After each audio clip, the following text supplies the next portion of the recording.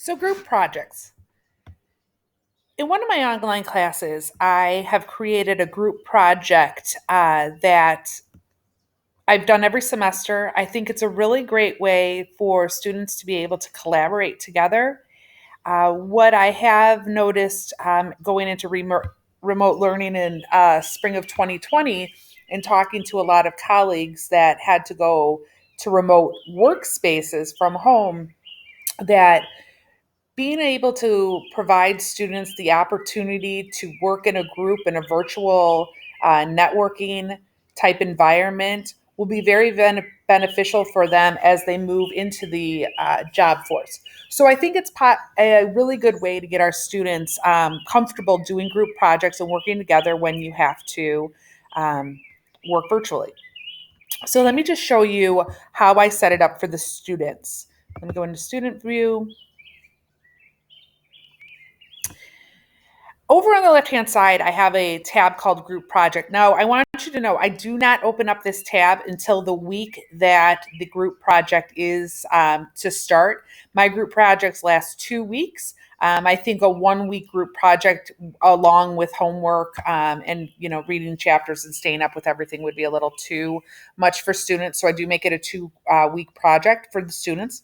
But what you'll see, I'll click on it, is the first thing is the group project, and this is the project that they do actually a paper for this project. But what you'll notice up here is that I give them, within the 2 weeks, certain days within that time period that they have to turn in different types of information to me.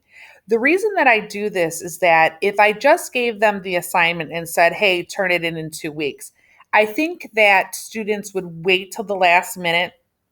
No collaboration and communication would be happening. So I've purposely built it in that they are forced to collaborate with each other throughout the 2 weeks.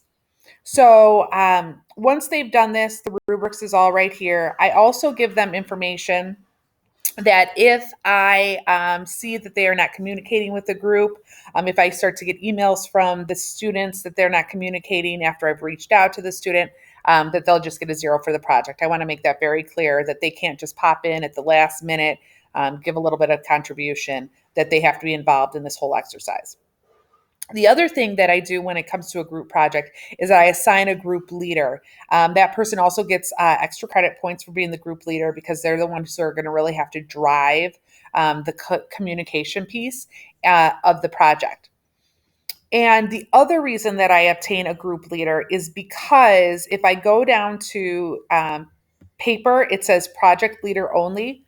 When I first started doing this group project, probably about 6 years ago, what I realized is that every student in the group felt that they needed to submit the paper. So I was getting 25 papers, and if there were 4 groups, I only needed to grade only 4 of those papers of the 25 that were coming in. So what I did was I built it so that the project leader is the only one who submits the groups. And when you create your groups, when you were learning how to create groups, you should have seen that you can do it so that when you grade that one paper, that everybody in that group receives the same grade. However, another best practice that I do for my projects online is I do what is called a group evaluation. And the reason that I do a group evaluation is because, again, I'm not in the classroom with the students watching them work or talking to them face to face and so forth, and really seeing how the collaboration is working with them. So I allow the students to do a group evaluation of their groups, and based on their information will also help determine what grade that student receives. So if the student, out of 80 points, the whole group gets 75 points, it was a great paper and so forth. But I go back and I read the group evaluations and I see that one student really wasn't participating, didn't come to the meetings, really turned in their part of the paper at 11 o'clock the night before it was due. At that point, then I would take points off so that the student received the fair grade that they deserve compared to the students that were involved the whole entire time. So I think that's a good best practice. Um, so it's very easy if you do not know how to set up a group. There are it's one of those things you definitely want to practice on before you launch it out to your group to make sure it's happening. So when I go back to my group, my view, I can show you that when I hit group project starts here, it's just the assignment in the link. So that's really not the point in my project. What is this part? It says select group here. So when I get to this select group here, I can see in this specific class, there were 3 groups of people. This person in group 2, I actually moved to a different group. When I had done this, this was last fall, but the groups are here. When I do this, I do a very similar group project in my face-to-face classes. I usually have 5 groups of 4 people. I let the students enroll themselves in their group.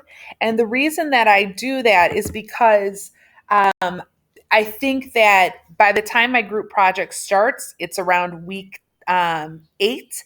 The students have been doing discussions with each other. They've been emailing each other. They have a sense of who each person is out in the online world. And I let them then choose who they'd like to do. I found that has been the best way to do group projects. Again, I think group projects are great. You can do collaboration and so forth with them. So this is a paper version. Moving forward, what I want to show you, and I'm going to actually be doing this in my Principles of Marketing class this summer. I just haven't set it up yet, but I want to show you just a regular face-to-face class, moving remote, and what I did for them. So when we moved remote in 2020, it happened to be right around the time that I do group projects. And they had, in a lot of my face-to-face classes, like I'm sure in many of yours, it was a PowerPoint presentation. So I sat back and I thought to myself, how are the students going to do this? Well, I knew how they were going to do it. They were going to do it in their virtual classroom. So I want to show you, if you've never set up a virtual classroom, the easy way to do it is you go to this plus sign here, you go to tool link, you click on that, you then go to this drop down, go to Blackboard Collaborate Scheduling Manager, you click on that, you then type in virtual classroom or whatever you want to call it. I call it virtual classroom. I'm going to have 2 of them now because I've just created another one to show you this. It comes down to the bottom. As you'll see, it's not visible to the students. So you can keep it invisible until you want to open it or open it right away. You move it up so the students see it. Once I click on my virtual classroom, it comes here. And I just want to show you the several ways that you can have students be invited into the classroom. You can add a course link by clicking this. And you can go into, let's say I want to put this in course materials and I want them to do their class project on Unit 8. So I do course materials. I can drop it down. I'm going to do it on Unit 8. I can go to my details. I can put in virtual classroom, for project. I always suggest clicking required so that students see that required button, and I think it mentally does something to them. If you want to do date restrictions, you can. I very rarely do date restrictions in my online classes. And again, off subject of group projects, just another best practice. The reason that I do not do date restrictions and due dates and do units and have them open and close on Monday and Sunday is because of this. When I do that online class the next semester and I copy that class over from fall to spring, if I have due dates and I have restricted dates in there, I now have to go back in and change all of those dates again, versus having units that open on a Monday night at midnight and close on Sunday at 11:59. Those are the only date restrictions I ever have to go in and change in my online classes. It saves you as the instructor a heck of a lot of time if you build your classes like that. So anyway, back to this. I choose that. I hit save. And now if I go back to my course materials, if I go to Unit 8, what you'll see is that the students will now have Behavioral styles is a descriptive term that identifies. What you'll see now is that the students have access to that virtual classroom. When I click on it, you're going to see we're going to go straight into our virtual classroom. It makes it easy for students to find. That's the whole goal, is making the class user-friendly for your students. Another thing that I do when I have my students go into a virtual classroom is I can go to invite guests. There's this link. I will copy the link and I will send out an announcement saying, hey, if you can't get into your Blackboard right now to go into our virtual classroom, here's a link and just click on this and it will take you straight into the classroom.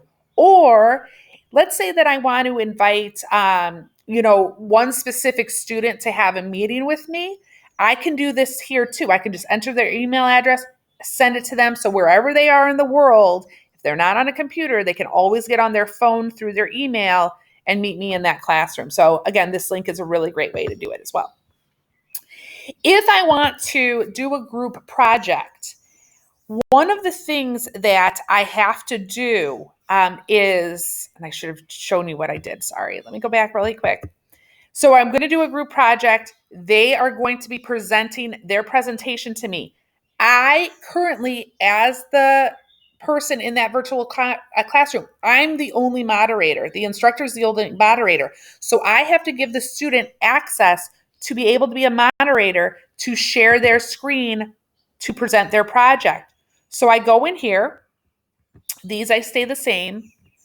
I can click all users to join as moderators, or what I would do is I would choose my group leaders and add them as moderators. So I would just click this.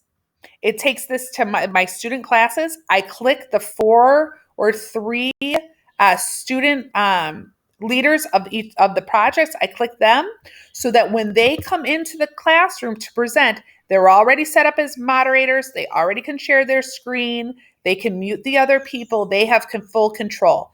So again, this is the way to do it if you're going to have your class do PowerPoint presentations.